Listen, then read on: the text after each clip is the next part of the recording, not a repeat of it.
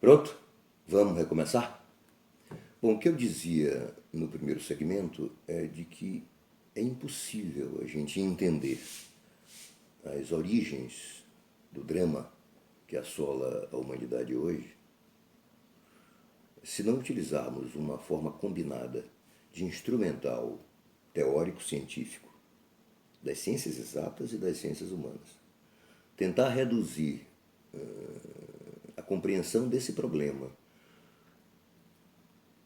questões puramente sanitárias, ou de infecções, ou de viroses, o que quer que seja, seria tão errado quanto você ficar apenas na análise social do problema que deu origem à doença concreta. Então, o tratamento concreto da doença tem que vir combinado com o entendimento das fontes da doença. E é aí que a gente chega ao que eu imagino que seja correto. Essa é uma doença social. No segmento passado, a gente falava de uma doença social, nitidamente social, que foi a peste negra. Eu vou pegar um outro exemplo. Quando os ingleses tomam o atual Canadá das mãos dos franceses, o Canadá tinha sido ocupado por franceses originalmente. Mais tarde, numa guerra vencida pela Inglaterra na Europa, a Guerra dos 7 Anos, as tropas coloniais inglesas acabam arrancando das tropas coloniais francesas o controle de imensos territórios no Canadá. Só que os índios do Canadá, os originais donos da terra, que lá viviam há centenas e centenas de anos antes da chegada dos colonizadores, eles resistiram. Tanto quanto tinham resistido aos colonizadores franceses, eles resistiram aos colonizadores ingleses. E há uma célebre passagem que alguns autores consideram como tendo sido assim a primeira guerra biológica da história, em que um certo general inglês, muito festejado na Inglaterra e no Canadá, nas áreas de cultura inglesa no Canadá, há ruas, né, monumentos, essa figura. Que horror. Esse homem usou uma tática interessante. Ele entregou aos índios, como um gesto de boa vontade, cobertores para o frio canadense, que é um frio barra pesada. Esses cobertores estavam contaminados por varíola. Milhares de índios morreram através desse processo. Tribos inteiras foram dizimadas pela varíola, que foi presenteada pelos ingleses civilizados, né, a esses pagãos incultos, que morreram porque acreditaram no gesto de boa vontade dos civilizados. Que ironia, hein? Que coisa terrível. Qual é a mesma doença? O nome dessa doença é varíola? É, varíola. Foi a varíola que matou os índios, mulheres, crianças, velhos, principalmente. Sim, mas a varíola foi um instrumento usado pelos colonizadores para dizimar as tribos. Então a doença não é a varíola. A doença é a agressão colonial. Se você não consegue juntar as pontas do problema, você fica com a visão absolutamente insuficiente. É aquela coisa da alienação. Você não consegue relacionar o fato concreto com as implicações anteriores e posteriores do fato concreto. Essa é uma doença social. A doença que assolou os índios canadenses contaminados por varíola. Eu fico imaginando o duplo crime, né? O crime de ter matado tribos inteiras e o crime de ter enganado. Você pode imaginar a boa-fé desses índios recebendo esse presente que iria preservá-los do frio, sem saber que esse presente era uma passagem para a morte. É terrível você enganar. Lembra certas pessoas que a gente sabe que tem mania de alimentar animais com comida envenenada. cachorro ele se aproxima de você acreditando que você é um protetor, que você é um benfeitor, que está ali alimentando ele e você está dando a ele uma comida envenenada. É um pouco isso, né? É um pouco isso. Bom, nós não vamos ficar com sentimentalismos bobos, não. Vamos prosseguir. Eu vou dar um outro exemplo, muito importante também, esse é muito conhecido, já foi estudado por nós, inclusive, em sala de aula, que é o exemplo da dizimação das tribos pré-colombianas, as que habitavam o sul da América do Norte, a América Central e a América do Sul, quando chegaram os espanhóis, que trouxeram na bagagem, além de armas de fogo, trouxeram também as doenças civilizadas, trouxeram sarampo, trouxeram a varíola, trouxeram as doenças venéreas, que, como todo mundo sabe, os índios eram pagãos e, portanto, eles eram pecadores. Eles praticavam um tipo de sexualidade sem muitas restrições, até porque não acreditavam em pecado. Isso fazia com que a relação que ele tinha com a sua sexualidade fosse muito mais natural, muito mais simples, muito mais sincera. Já os europeus que chegavam, cristãos, formados numa cultura repressora, violenta, castradora, onde o sexo é normalmente associado a pecado, esses caras vinham da Europa carregando todos os efeitos da sua vida reprimida. Como eu não podia ser feliz em casa com a minha mulher, porque a minha mulher ela é a mãe dos meus filhos e a mãe dos meus filhos não pode ter sentimentos pecaminosos e o sexo é o pior deles. Eu estou sendo irônico, hein? Olha lá, não vou me interpretar mal. Eu então deixo a minha mulher cuidando da casa, lavando prato, lavando roupa, educando os meninos, e vou para o puteiro, claro, onde eu posso saciar a minha sede de sexo, já que eu sou homem e, portanto, eu sou um ser mais propenso a esses vexames pecaminosos. Então, nesse puteiro, eu vou ter uma vida tão promíscua que me encho de doenças da civilização. E trago essas doenças para cá. E essas índias se relacionam comigo porque imaginam que eu sou um ser superior, que estou trazendo uma mensagem de felicidade, e eu sou quase um deus para essas criaturas ingênuas que se aproximam de mim e depois morrem. Morrem de doenças que eu transmiti porque eu era o doente. E é óbvio que isso é uma doença social.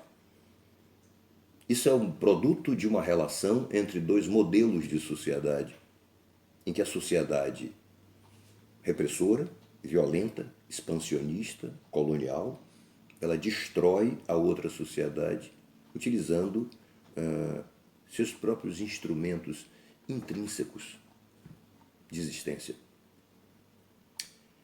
Que barbaridade!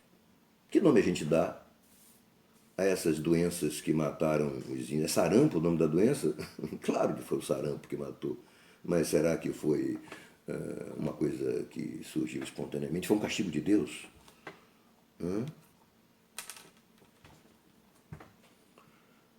São doenças sociais, são doenças que são produtos da história. Vou dar um outro exemplo. No dia 7, 2 dias atrás, né? Os Estados Unidos registraram 2.000 mortos pelo Covid-19 no espaço de 24 horas. O que é que explica que a nação mais desenvolvida do mundo, com as maiores universidades, com os maiores centros de pesquisa, com os maiores laboratórios, com o maior orçamento, esteja enfrentando uma dificuldade tão grande? Aí você vai buscar a resposta na política.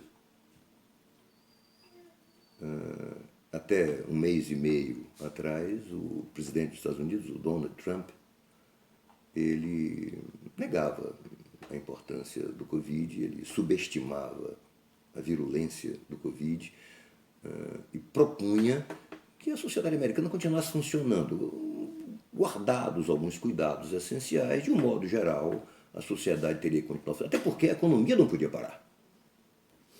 E se as pessoas entram em quarentena, não há trabalhadores, não há produção de riqueza e, consequentemente, o capitalismo é atingido no coração. Quando o trabalhador não trabalha, quem é atingido é o capitalista. Será que isso explica alguma coisa a respeito da relação entre a produção de riqueza e o papel do trabalhador na produção da riqueza? Pensem nisso. O fato é que Trump, ele entrou tardiamente nas recomendações da Organização Mundial da Saúde. Qual era a preocupação de Trump? Trump é um infectologista, Trump é um sanitarista.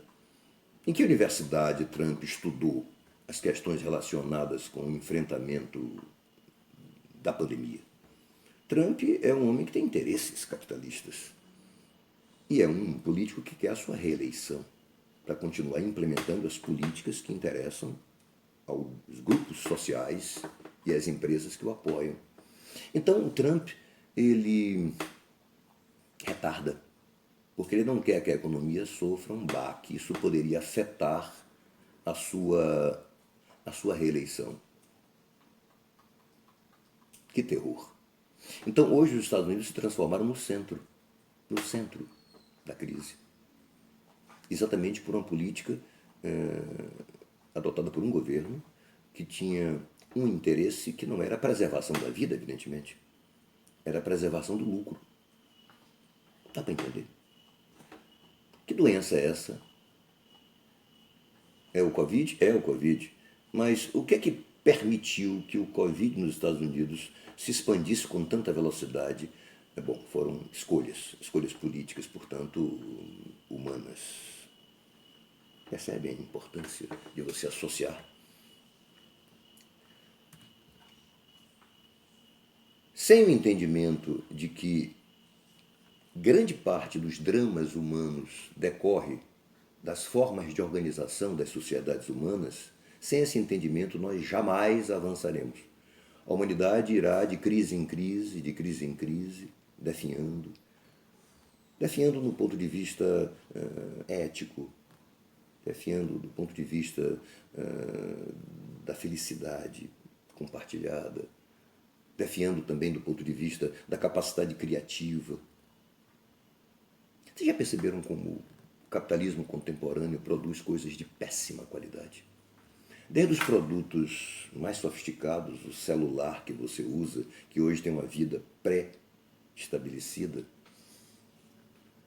Antigamente você comprava um carro, era o carro da família.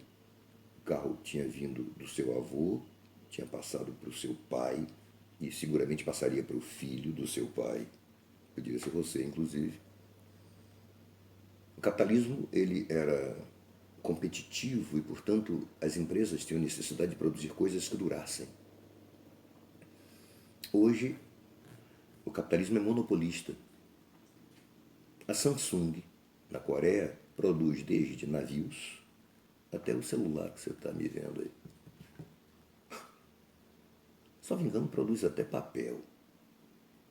Eu não quero errar, mas eu já ouvi dizer que até o papel higiênico é a Samsung quem produz. Ela reúne uma capacidade de influenciar no processo produtivo global de um país. Pode imaginar os lucros dos donos da Samsung. E como as escolhas políticas desse país têm a ver com as necessidades de preservação desses privilégios monopólicos. Percebem? Então, meninos, doença social é aquela doença cuja origem está nas escolhas humanas.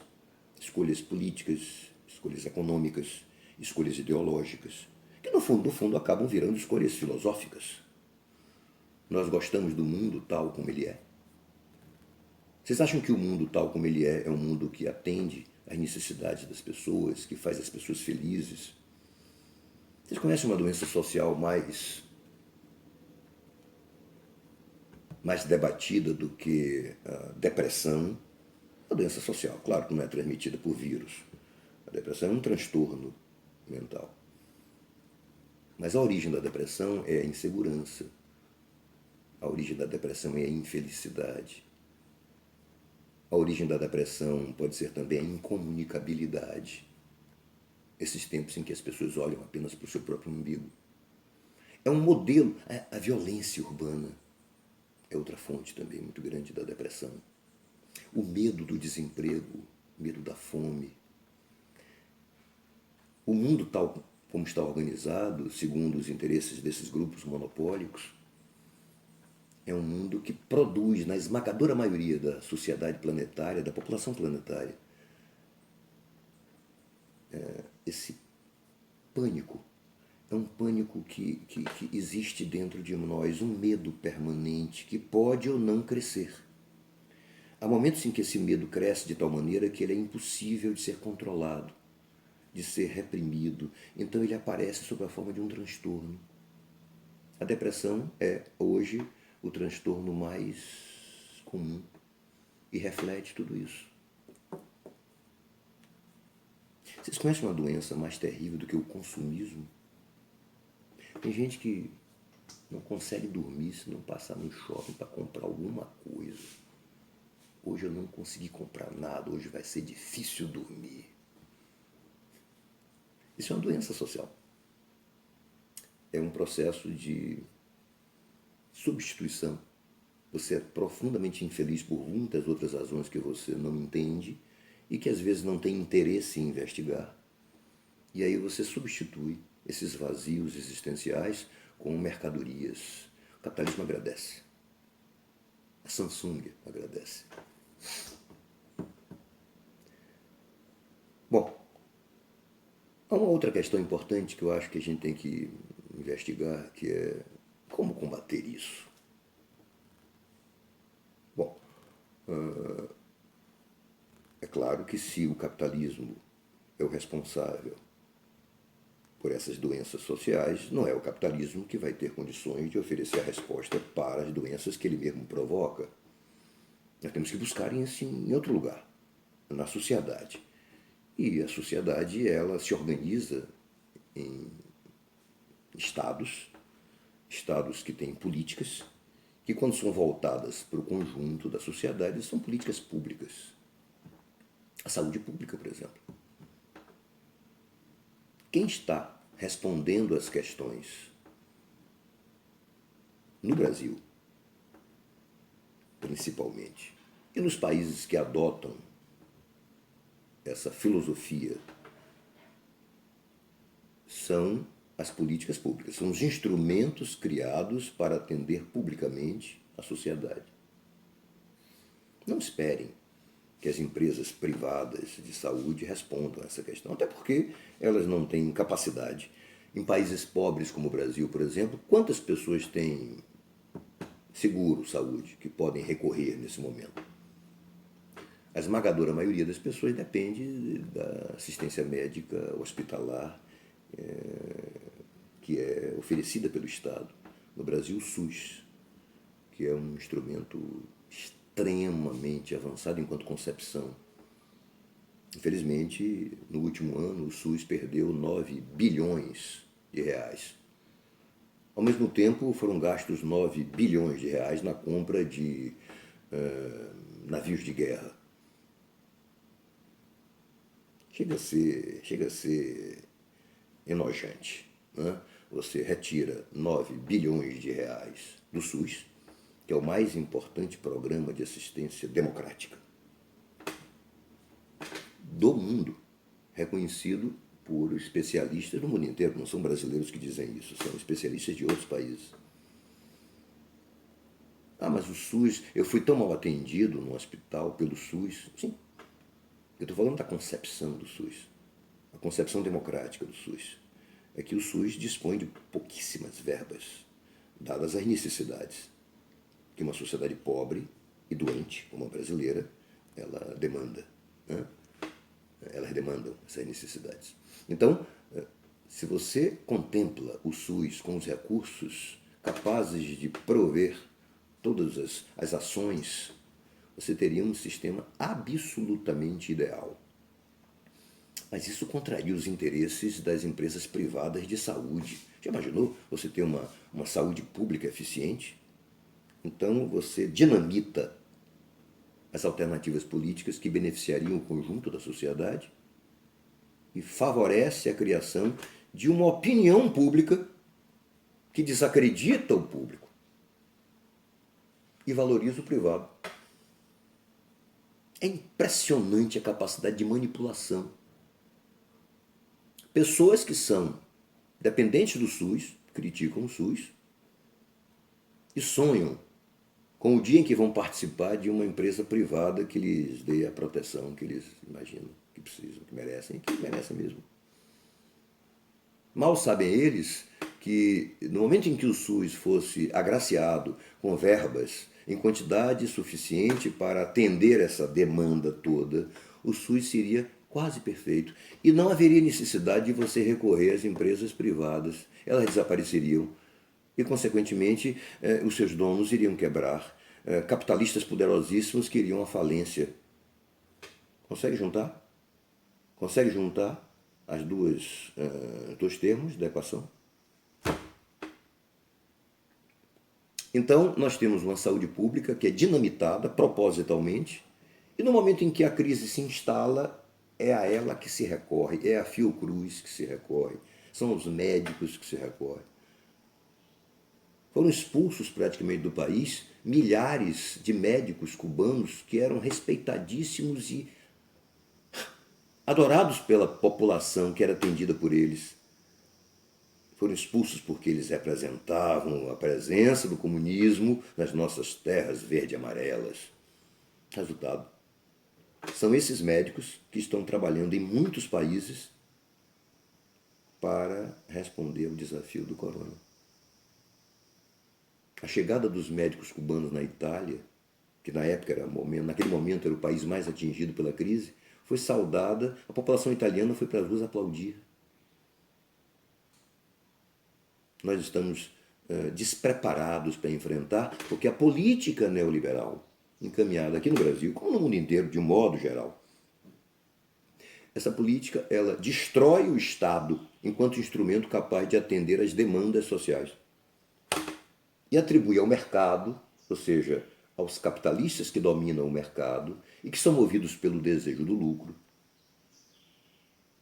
o direito de decidir os nossos destinos. Nós sabemos exatamente o que é que eles pretendem. Eu não confio nos grandes monopólios. Eu não confio no instrumento que eu estou comprando na loja. Eu não confio que aquele carro que eu acabei de comprar... Não comprei carro nenhum, não. É somente um exemplo. Eu não confio que esse carro não vá quebrar. Pelo contrário, eu sei que ele vai quebrar dentro de um certo período para que eu seja obrigado a comprar outro carro. Como é que eu posso confiar num sistema construído segundo os interesses de pouquíssimos? E vulnerabilizando a grande maioria da sociedade? Então, é importante que nós, nesse momento em que somos atingidos por essa crise, que, como eu já disse, não é apenas sanitária nem médica, hospitalar, é uma crise social, que nós pensemos no modelo de vida que está implantado sobre nós e contra nós. Modelo neoliberal que destrói o Estado, que precariza o trabalho, que privilegia as grandes empresas. Vocês sabiam que eu já disse isso antes, que quase metade do nosso PIB, o Produto Interno Bruto, é destinado para pagar os juros da dívida externa e interna. Ou seja, os agiotas que vivem como vampiros, sugando o sangue da nação, eles não foram tocados nesse momento de crise. Por que não se discute, por exemplo, que os recursos que permitiriam que uma quarentena séria, com trabalhadores preservados, que mantivessem recursos para que a alimentação não faltasse em casa, mesmo não podendo trabalhar? Por que esses recursos não saem dos juros exorbitantes que nós pagamos a esses agiotas internacionais e nacionais? Por que preservar os bilionários que tanto enriqueceram com o trabalho alheio e que tanto insistem na volta do trabalho, o que é evidência de que o trabalho é a fonte da riqueza deles. O nosso trabalho é a fonte da riqueza deles. Por que será que essas pessoas não podem pagar o custo dessa pandemia? Se foram eles que provocaram a pandemia, se foram as mineradoras que invadiram as matas primárias, desequilibrando o meio ambiente, abrindo a caixa de Pandora, o agronegócio desmatando, destruindo, os incêndios da Amazônia, o que isso provoca? Senão lucro abundante para poucos. E desequilíbrio, e incertezas, insegurança e morte para muitíssimos. Qualquer governo que pretendesse ser democrático e justo e voltado para os interesses da maioria, teria que ser um governo que penalizasse os bilionários nesse momento em que o mundo vive um drama provocado por eles, pela sua sede, pela sua ganância, pela sua insensibilidade. Então, meninos, é preciso que a gente saia desse drama com algumas ideias. A ideia fundamental é de que nós estamos vivendo um mundo organizado segundo padrões que são cada vez mais predatórios, destrutivos, em relação ao meio ambiente e em relação ao próprio homem. Ou nós transformamos isso, ou nós mudamos essa filosofia de organização social, planetária, ou nós corremos riscos terríveis. Não vou fazer aqui nenhum prognóstico, eu não sou profeta de nada. Mas não precisa ser profeta para entender que existe alguma coisa muito errada acontecendo.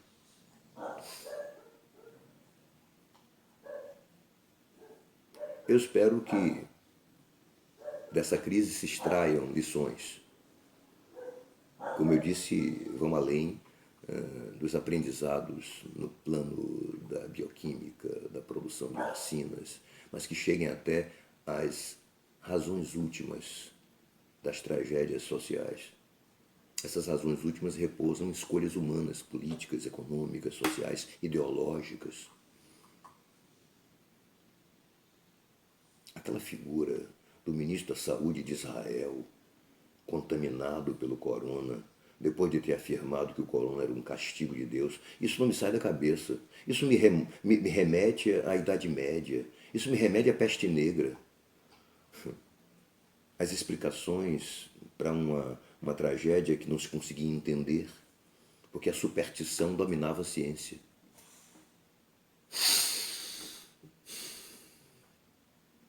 Eu não acho que haja nenhuma certeza, nenhuma garantia de que nós vamos sair dessa crise mais solidários, mais conscientes, mais dispostos à reconstrução das nossas relações, tanto a nível individual quanto a nível social.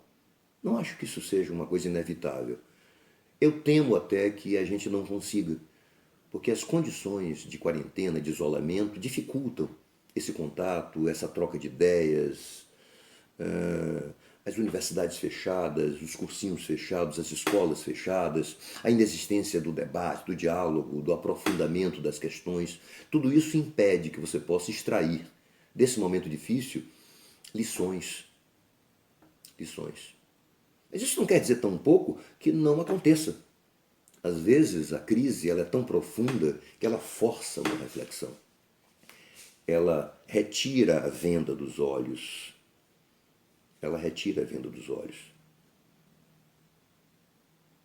Eu tenho esperança que isso aconteça. Vou comentar para vocês agora uma história de Luiz Fernando Veríssimo. Tá? Eu vacilei um pouco na hora de falar, porque eu estava pensando em outra coisa. Eu não vi ainda os meus cachorros fazendo o seu coro eles uivam, minhas crianças uivam. Começa com o uivo de um, que puxa um segundo, que puxa um terceiro, de repente todos eles estão uivando ao mesmo tempo, e é uma melodia linda. Ela é uma melodia triste, muito adaptada, inclusive, à condição de trilha sonora desse momento que a gente vive. Eu todo o tempo estive esperando que eles começassem, mas não depende de mim. Eles fazem quando querem. É como se fosse assim um lamento coletivo, como se eles tivessem assim, uma percepção de que existe alguma coisa grande errada com a vida dos nossos donos. Vamos ver se até o fim do programa, da nossa gravação, eles nos dão essa canja. Tá? O Luiz Fernando é um extraordinário literato brasileiro, escritor, e ele também faz algumas charges, ele faz algumas tiras, né? E há uma tira que ele elaborou outro dia que eu acho assim magnífica. É um pai com um filho, o pai puxando o filho pela mão, numa praia, olhando para o céu numa noite de muitas estrelas, uma noite belíssima. E ele comenta assim para o filho: nós vivemos num planeta chamado Terra, que faz parte de um sistema solar. Já esse sistema ele está inserido numa galáxia, a Via Láctea, onde existem milhões de outras estrelas com seus respectivos sistemas solares. E essa galáxia é apenas uma entre milhões de galáxias, além de outras formas de organização do espaço sideral e da matéria que existe no espaço, buracos negros, energias, formas energéticas não perfeitamente compreendidas pelo homem. O universo, ele é infinito. Aí não esqueça, viu? Seu nome é Jorge.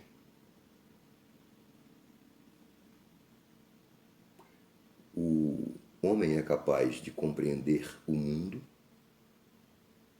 de entender a enormidade do mundo, mas o homem mantém aquela vaidade menor, aquela vaidade que, de certa forma, é ridícula. Ele tem um nome, é Jorge, o nome dele, e não importa tudo que eu falei sobre a infinitude do universo, você é Jorge. Nós precisamos aproveitar esse momento para nos reorientarmos no interior desse vasto mundo, entendendo a nossa insignificância, entendendo como nós podemos mais humildemente buscar formas de convivência respeitosas, ecológicas, em relação à natureza, e principalmente compreendendo a necessidade urgente de redefinir as fórmulas sociais que ligam os homens aos homens, buscando a extinção das diferenças, dos privilégios, buscando construir uma sociedade que democraticamente realize a felicidade e possa prevenir outras pandemias. Eu acho que é basicamente isso que eu tinha a dizer por hoje. Nas próximas aulas a gente retoma o programa tradicional, o que não quer dizer que eventualmente você não possa voltar a questões, já que essa é uma questão que não se encerrou. Tá bom? Foi um prazer imenso ter voltado a falar com vocês. Um beijo enorme.